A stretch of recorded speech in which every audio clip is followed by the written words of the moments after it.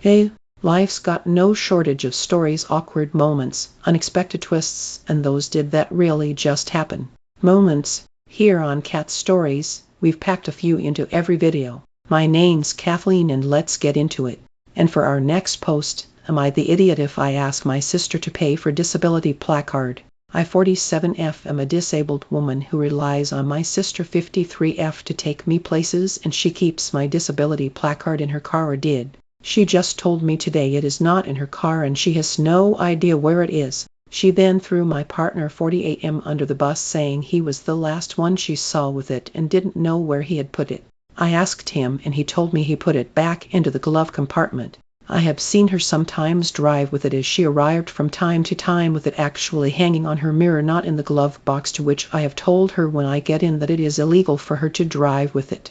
I will then put it in her box. But on December 11th was the last time it was seen by my partner. I also know that from the dates 1522 of December her car was parked at my house because she took me on a cruise for my birthday, which was the 22nd. When we got back and she went home, she learned her car was unlocked. She couldn't find the placard and kept this from me until today. It's not in her car or her apartment, which means someone checked her doors and got into the car and stole my placard. My faith in her and trust is broken once again. Childhood problems.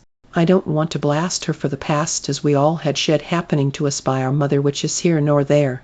Anyways, I now have to file a police report, already called, waiting on response. So I can get a new one, law requirement, and there may be a fee associated with getting a new one. I know I hold some blame for trusting her to keep it safe, as I don't go places with anyone else unless it's using my mobility. I won't discuss my disability as it isn't for everyone to know. Let's just say my lower half of my body doesn't work so well. But seeing as she holds the most blame here, would I be the asterisk hole if I make her pay any and all fees associated with getting the new placard? And for our next post, am I the idiot for yelling at my roommate for parking in the carport after nicely asking for it? Some context: I live in a house with 3 other roommates. We're all in our early 20s, with me 21M being the youngest and still in college. I do a lot around the house to keep it clean and neat because it is just how I like to live. So I spend a lot of time cleaning up around the house because no one else cares to. But there is one roommate that takes the cake on contributing absolutely nothing, and I knew it from the moment he moved in it was going to be an issue. I wasn't wrong. Before he moved in, he never cleaned up after himself when he visited our house, and I was always slightly annoyed by it but didn't think much of it. Ever since he moved in, he's constantly been on my nerves. I still love him, but he is not cognizant at all of his surroundings and the fact that it is a shared household. With him, he's always been a problem with doing the dishes, and he cooks the most out of all of us in the house. He constantly makes a mess cooking, then throws everything in the sink, and it'll sit until I come along and have to clean up after him because I want to use the kitchen too. He pretty much cooks every morning and almost every night, so it gets pretty repetitive. He leaves cabinet doors open every time too, where we store the seasonings. He's also mowed the lawn maybe once in the 2 years he's been here. Barely has contributed to anything cleaning related ever. I bleach our bathroom once a week. He's never volunteered to do that. He's standing up and doesn't clean up the toilet after. Uses too much toothpaste and leaves residue in the sink that I also clean up. This time around, I asked for the carport because I drive a pretty expensive car that I take pride in and make sure it's clean. He, on the other hand, doesn't care about his car and could also care less that it's dirty. He just wants to park there to get to the house quicker. Well, I guess he didn't like my request and gave a snobby response like he was upset and parked there anyways. I'm pretty mad at this point because he doesn't do anything around the house and expects priorities for himself even after nicely asking. Also, not to mention that this roommate also parks in the carport knowing damn well he is to leave earlier than anyone else does for work. So even if I want to just park behind him, I can't. Unless I want to wake up and move my car, which I don't necessarily want to do every morning. So am I the idiot for going off on him about everything? I tried to be nice and he's given me attitudes in the past for asking him regarding the dishes.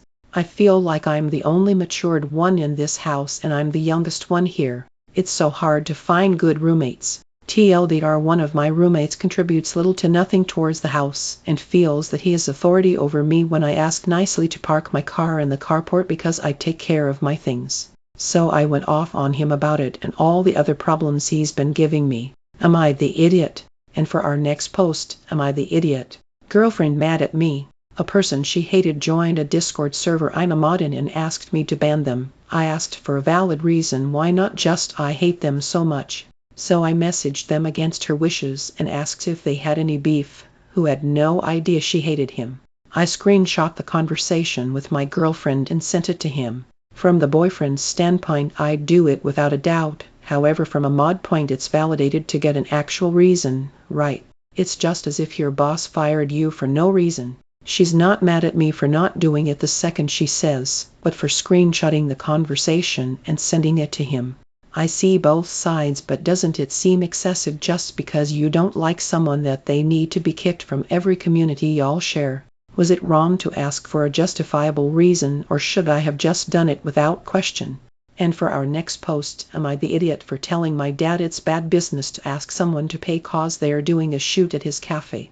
A couple approached one of the waiters today asking if they could host a shoot with a professional photographer in the cafe. He apparently met his fiancée at the cafe, and they are getting married next month, so they just wanted to create a memory. The waiter called my mom and told them it's fine, as long as they don't disturb the other guests. My dad overheard my mom and called the waiter, wanting to talk to the couple. He asked them to spend at least $4,000 Rs, $45, not a huge amount, but it helps. I told him this is not the way to go, cause at least we get free marketing, and more people would come to the place more. He told me not to interfere cause I don't know nothing about the business, but quite frankly he doesn't too. He's a software engineer earning a pretty decent sum. He started this last year cause my mum wanted to open a cafe.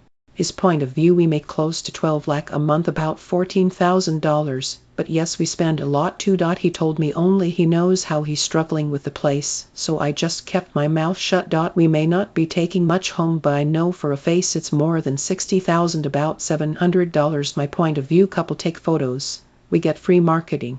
Word gets out, more people come, good business for us. And for our next post, am I the idiot for not agreeing to pay half for a Valentine's getaway? Over a month ago, the guy I'm seeing booked a Valentine's getaway. He said it was a present. I told him over and over he didn't have to do that. I was fine with dinner. Flash forward to today, 6 days before Valentine's. He says to me that he needs half the money for the trip or he will cancel because he is feeling strapped for cash and spent too much money. Some being at dinner last week. I thought about it and I told him just to cancel. I feel like it's rude to just change plans last minute and demand money from me, when I was under the false pretense it was a gift. Who's the idiot?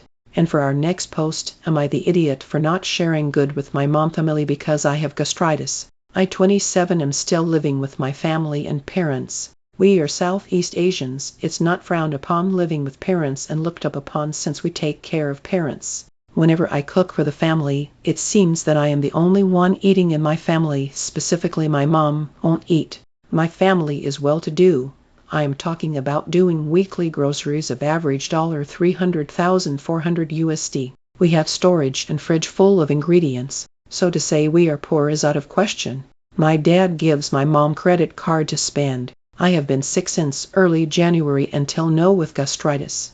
I can't eat a lot of food and my mom doesn't bat an eye when I was sick. However, she was sick on the first 2 weeks of January too, and I took care of her, made sure she ate even though I was working and sick. I took care of the house. My BF always come by daily to pick me up and take me for lunch or dinner. Edit, we sometimes take away food for her and she doesn't eat. I gave up as it ends up wasting. However, when I got sick middle January until now, my mom has never helped me. I cooked a meal in the morning so I can eat for the whole day. Just olive oil, spaghetti, and herb. I mentioned to her it's just for me, it's plain and it's barely portioned for 3 for me to eat during noon, evening and night. However, I took a nap and woke up to a portion of my spaghetti eaten.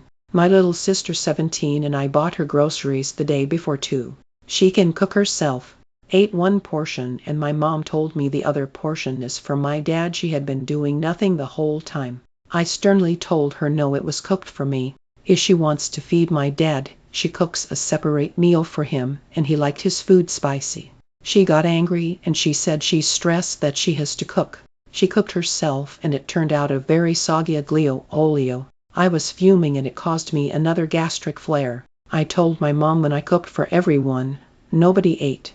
When I cooked for myself, you dictate the portions. She is not sick at all. She is a stay-at-home wife. When it was Chinese New Year, we get free gifts and she said she didn't want. But we got gifts and I said I can give to my BF's family and she scolded me saying she wants them.